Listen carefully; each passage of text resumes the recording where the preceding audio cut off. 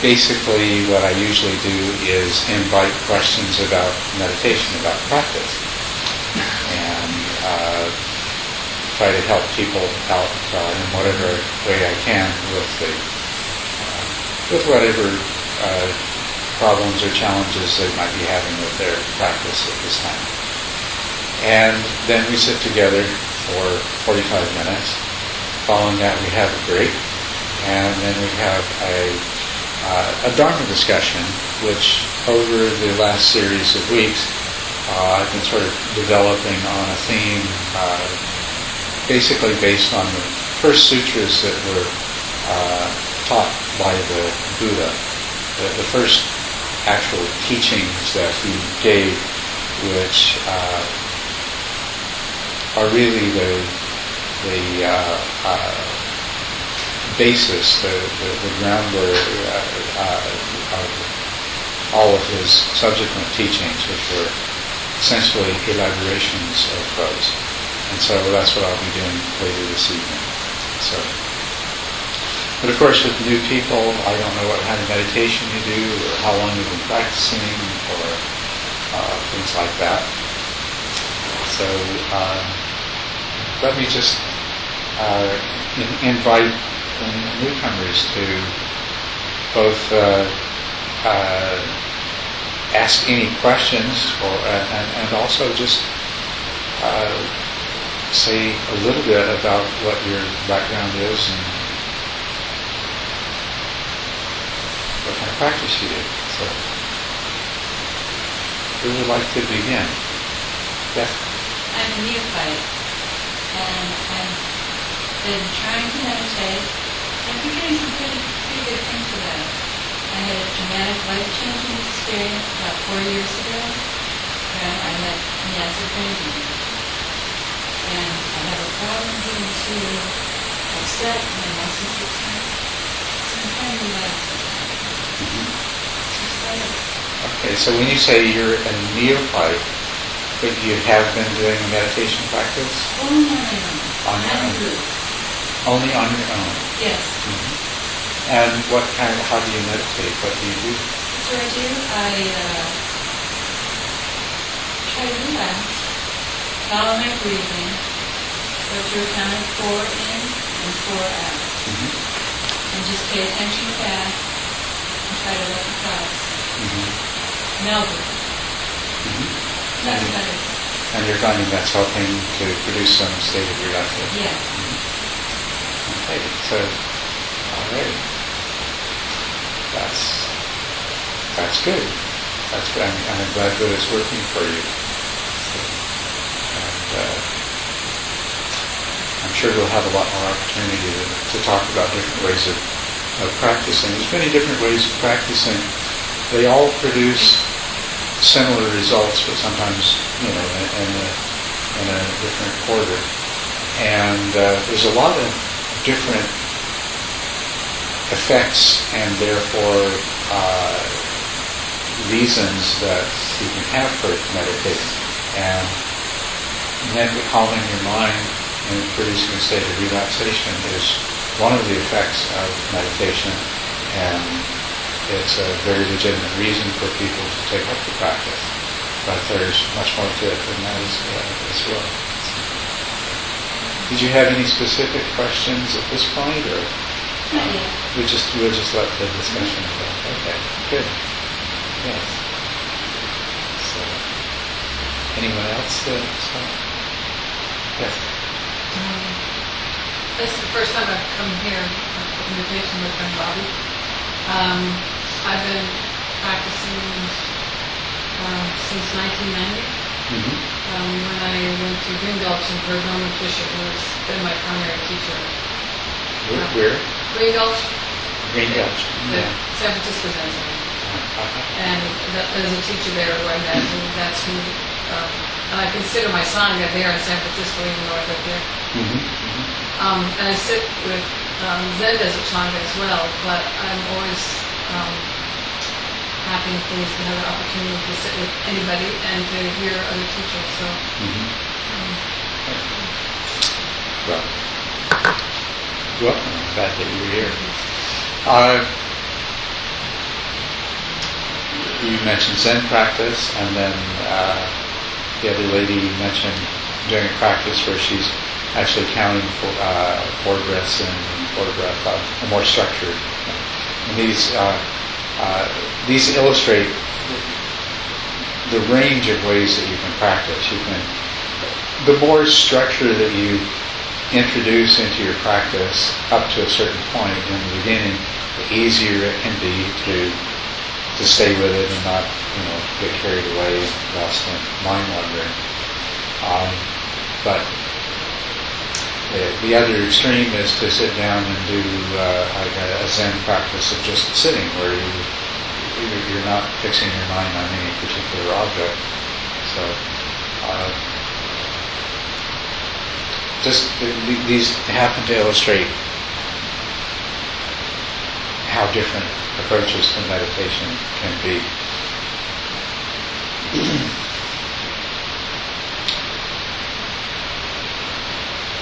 Structured meditations are very conducive to relaxation and to calming your mind down, because they will occupy your mind somewhat, at least in the beginning, until they'll occupy your mind somewhat with just keeping on top of the structure, counting breaths, counting 10 breaths, and then counting down from 10, or all kinds of different systems can help with just staying with a single object and helping to calm your mind and reduce the amount of other mental activity is taking place. A practice like Zen is pretty much straightforwardly directed at we're looking to get beyond the ordinary conceptual workings of the mind, and we're looking to have a profound insight into some sort of ultimate experience of the true nature of reality. And so it's you might say a more direct, but in some ways more difficult way to proceed. The meditation that I teach here is sort of between those two. The practice is very simple. You take the sensations of the sensations that are produced as the air comes into and out of the body, at that vicinity of the nose. Could be, inside the nose, could be your upper lip, could be, it doesn't really matter that you find that place there where the sensations produced by the air are particularly clear. And that's your meditation object. And then, other than maybe counting 10 breaths just at the beginning of the sit, you just try to keep your awareness, not lose the awareness of those sensations of the breath. So it's not quite as simple as Zen. It's not quite as complex as counting systems. But I would encourage you to try it if you're interested in continuing with it as a practice. And there'll be a lot of opportunities for me to give you guidance in it. It's a very powerful and effective method for calming the mind, for developing concentration, for developing a very high level of awareness, and also for pursuing those highest goals of meditation, which are awakening.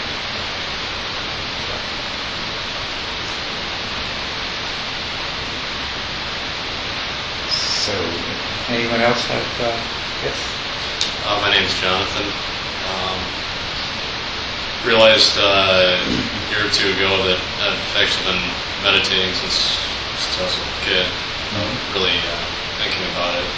So it's been part of my life pretty much up until now.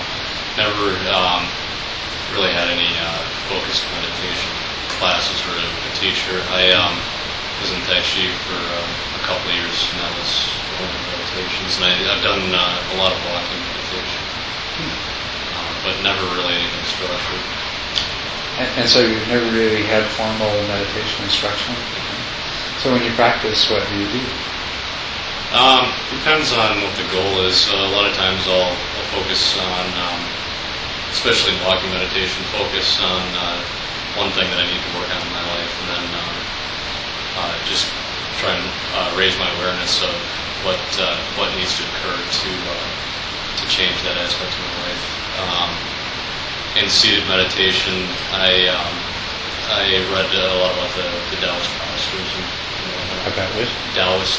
Oh, Dallas. Mm-hmm. And I've done a lot of studying on the Taoist techniques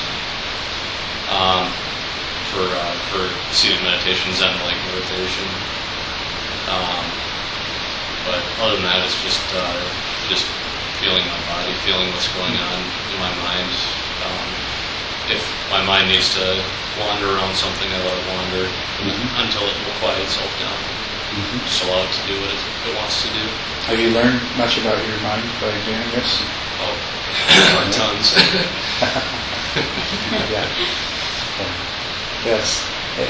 In a sense, that's really what meditation is all about. It's learning to understand your mind. Yeah. And when we talk about learning to understand the true nature of reality, or have a direct experience of that ultimate nature, it turns out that that's all about getting to know your mind, because the reality that you live in is actually created by your mind. So, and the more you come to understand your mind, the more you come to realize how true that is. The reason that we can all be in the same situation and have totally different experiences, we're all living in our own reality. Each one of us. So. Well, good. Well, welcome. I'll be really happy to provide you with as much instruction as you're interested in having. So. I appreciate it. Good. Yes. Hi, I was here once before. My name's Bobby. Mm-hmm. Yeah. And I've been meditating probably since the mid-70s. Or sitting. Let me say sitting. I may still be waiting to meditate. Mm-hmm. I haven't followed one path. The closest path, I guess, would be Sahaj. Would be which? Sahaj meditation. Mm-hmm. Which has been more exploring the inner landscape. But when I came last time, and I liked the instructions you gave. The only thing I wanted to eventually get some more instruction was sometimes if I'm focusing just on my breath seems to want to stop. Mm-hmm. It just gets so shallow, I wonder what's going on. Although I usually go through that, either by spacing out or just by staying with the shallow breath, and it changes itself. So, I don't know what that makes me, but I'm glad to be here tonight. Oh, good. I'm glad that you're here tonight. Yes, when you sit down and become quiet and restful, and when your mind becomes calm and focused, your breath will slow down. It'll become very shallow, and it may become very, very difficult to detect. It doesn't actually stop, and as a matter of fact, you continue to breathe as much as you need to supply your body with oxygen and remove carbon dioxide.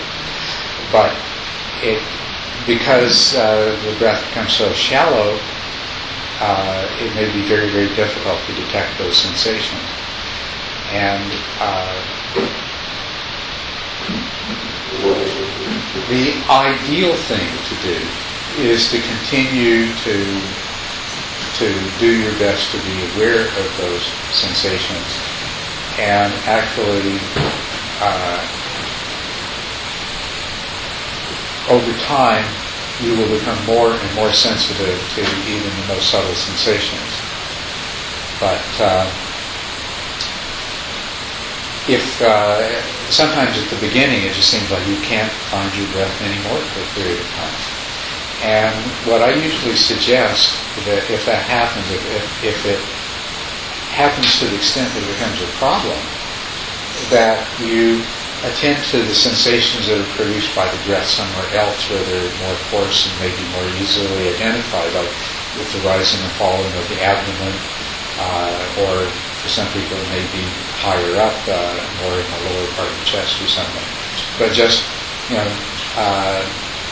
if the sensations of the breath become so subtle that you just are having no luck at all in locating them where the air enters and leaves the nose, then go ahead and look for sensations that are produced by the breath elsewhere in the body. But then as it becomes easier to follow them, even when the breath becomes very quiet, then see if you can't stay with them in the sense that even though you might not feel all of the sensations of every breath, but you continue to keep your awareness focused on the attempt to perceive those sensations. And what happens as a result of that, your mind, that the power of your mind in terms of its sensory capacity is so much greater than what we normally experience, that the day will come where your breath is very, very shallow and very quiet, and yet your experience of those sensations is so clear and vivid and acute that it's quite amazing, almost painful. It's so clear. And that's one of the things that we want to develop, is the capacity of our mind to a very high level of conscious awareness. And the way I use those terms, and this is somewhat my own way of using them. We have the word consciousness, we have the word awareness, and we all have kind of an idea about these things, but I make a distinction and say that awareness is the registration of some experience on your nervous system and on your mind, but it may be at an unconscious level, or it may be at a very weakly conscious level. Unconscious, subconscious, or very weakly conscious, faintly conscious, but it's still awareness. Right? So I'm using the word conscious and consciousness to refer to how strong our subjective experience of that is, how vivid, whether it's a sensation that we're observing or anything else, it's how intensely and vividly and clearly aware we are of it. That's conscious awareness, and so awareness has all these different grades, and the degree of consciousness that we bring to our awareness in most of our activities is not very great compared to what we are capable of. And one of the things that we cultivate in our meditation is the power of our conscious awareness, called by some people mindfulness. Some people like to call it mindfulness or mindful awareness. But it's that power of consciousness that we bring to our experience and how fully conscious we are of it. And as I say, what we're capable of is much, much more than what most of us, most of the time, experience. And so one of the ways that we develop that in meditation is by practicing being particularly clearly aware of the sensations of the breath. And as the breath becomes finer, and it forces this power of mindful awareness to increase proportionately in order to continue to be able to follow the breath. So what your meditation experience, and others of you will have it as well, when the breath becomes very, very fine, it's actually that's a beneficial aid to developing this power of mindful awareness. So use it in that way. But if the breath disappears entirely for a while, go look for it someplace where it's more easy to find.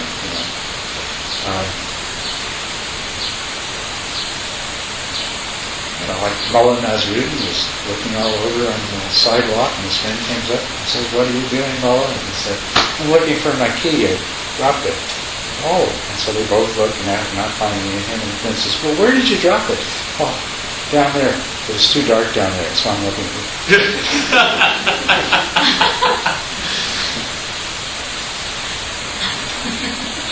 Anyone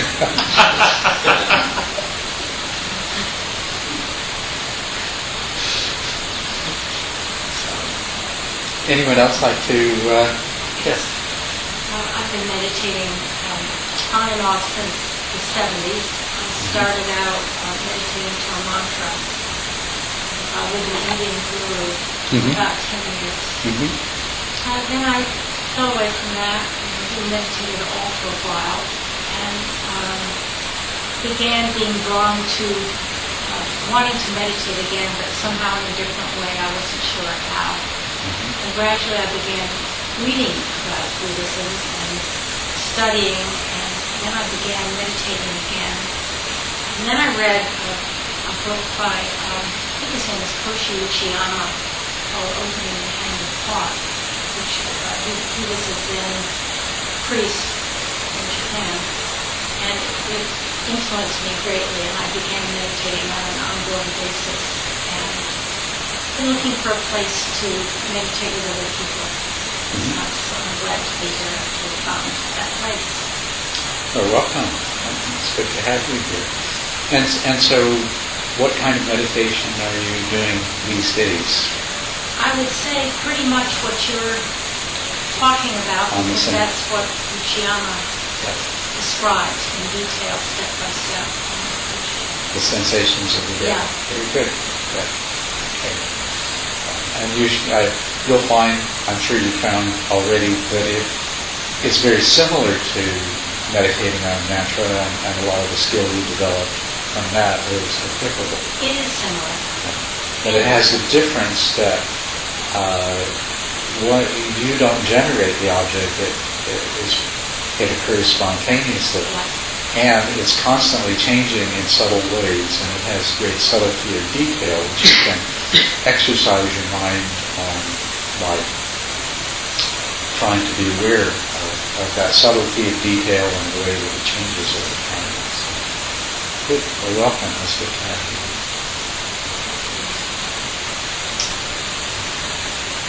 Anyone else? Yes. My name is Hugh. I've been meditating since the late 60s. I started the San Francisco Zen Center. Nice to see things sort of moving on.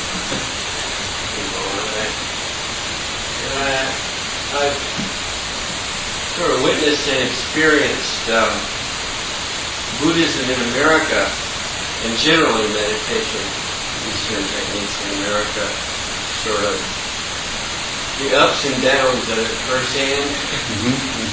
And I guess the comment that I have is that, the psychotherapeutic methods that have evolved in the West over the last 100 years are a really good tonic and balance for most any meditation practice. And to put it another way, it seems to me that there are things that meditation practices that, most of the ones that maybe all of the ones that I've worked with, there are certain kinds of content of one's life that just don't get reached. And that's an observation, and I would like your own feedback and thoughts on that. Well, my experience is a little bit different. That of course, so much depends on how you meditate, the kind of practice you do, and how you do it. But my experience has been that if you meditate and it comes from the perspective that part of the purpose of meditating is coming to understand your own mind. And then if you allow your mind to do what it's inclined to do as you enter the deeper stages of meditation, in my experience, you're going to uncover just about every little thing and every dark hidden recess of your mind that is of any particular significance, that we do come into the open. And that as the meditation practice develops, you're in an ideal condition to be able to,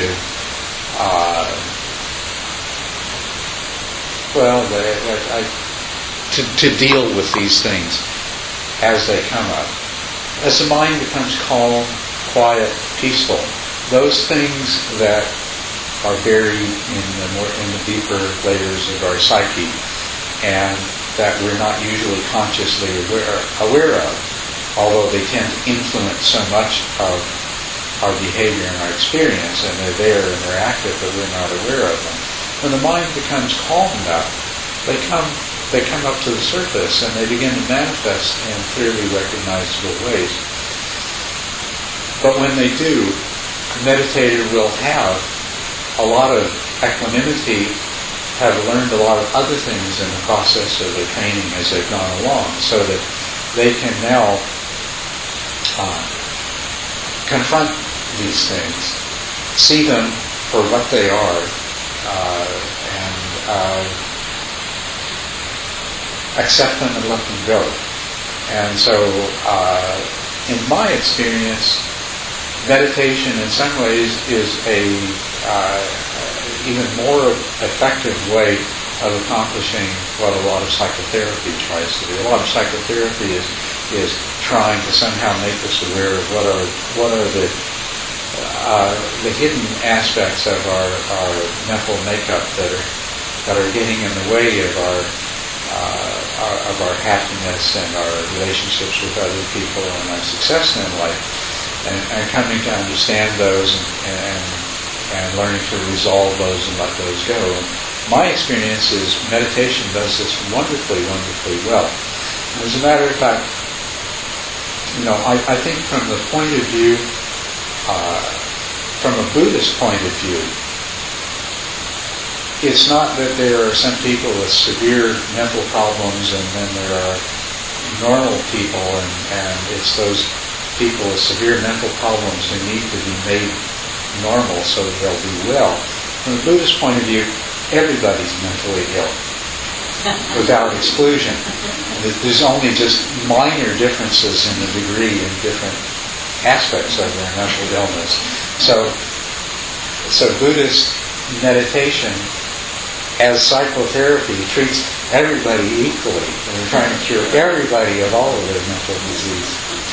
But that's been my experience. But I think it depends to a huge extent on the kind of practice, how diligently you do it, and the way you practice. If you sit down to practice and you say, okay, I'm going to develop single-pointed concentration, and you just plow right over anything that tries to rise out of your subconscious awareness, it's not going to happen. Right. Well, I wasn't really thinking of it from the point of view of psychopathology per se, but rather the inclination that all human beings have for suffering generally. Yes. And specifically our propensity to push out what's really ours onto other things and other people. Absolutely, yes. And meditation, unless you have a very sharp teacher,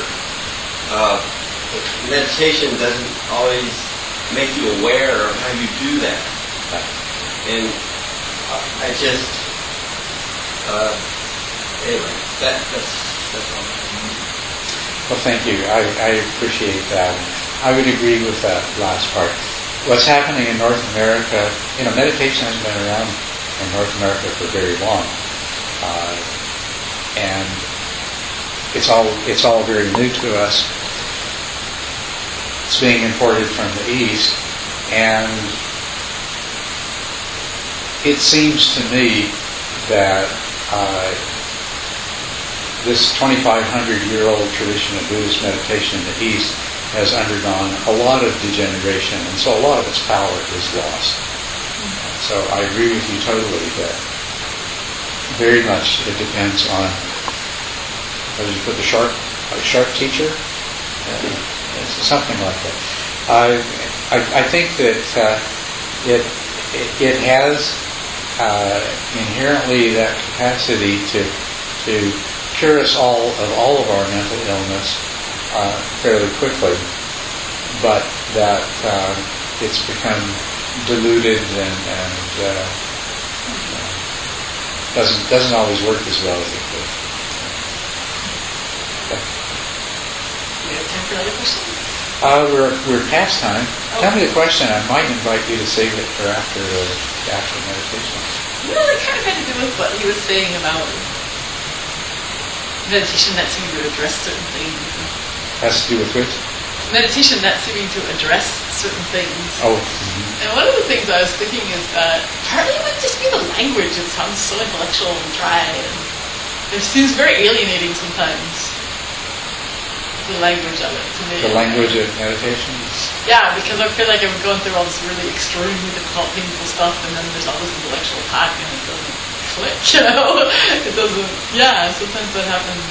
Well, yeah, I would agree with you. You're right about that. And my personality tends more to the dry side. Somebody like Jack Cornfield tends more towards the soppy side. I usually like Jack Cornfield. This is not a disparaging remark at all, but he has much more emotional sensitivity in his discussion of meditation than I do. But we can talk about that more afterwards. But there needs to be more. There needs to be an adequate amount of emotional sensitivity, because meditation does deal sooner or later, in one form or another, with those deepest and most sensitive parts of our idea of who and what we think we are. So there needs to be a certain amount of sensitivity. On the other hand, it's good to have a well-defined, clear, precise, and therefore rather dry terminology, so that we don't get lost in the subjective and the emotional side of it. So I think there's a place for both, you know, and so I should learn to be more like Jack Cornfield. But I guess some of it is too, like, I think there really are differences, because I've been dealing with like this really intense trauma stuff and PTSD, and I really honestly think that does change your brain and it makes you different. And that's kind of my experience. Meditation instructions don't always fit with my experience, what happens and stuff. And so, in some ways it seems contrary to like cultural conditioning to say, hey, this happened. Because you're not supposed to, you're supposed to like, I don't know. Okay. So, but I think that there's differences that I always end up having to correct for them internally, you know, and that's like really difficult and kind of alienating sometimes. Well, I'd like to talk about this more later on, maybe after you've meditated and had a break. You know, part of us all living in our own reality is we all speak our own language, and we don't necessarily mean the same things by those words. So, that too could be a part, and you have to learn to, we all have to learn to make our own translations of something we read and hear into a form that's meaningful for us personally. We can talk about that more later, though, okay? So I think let's meditate now. I would encourage you all to join me in meditating on the sensations of the breath as it enters and leaves the nose. And the essence of the practice is just simply that you try to be continuously aware of it. You don't do anything else. You don't try to stop other thoughts. You just try not to lose the awareness of those sensations. But unless you've been meditating for quite some time, inevitably you will. And when you do lose that awareness, just simply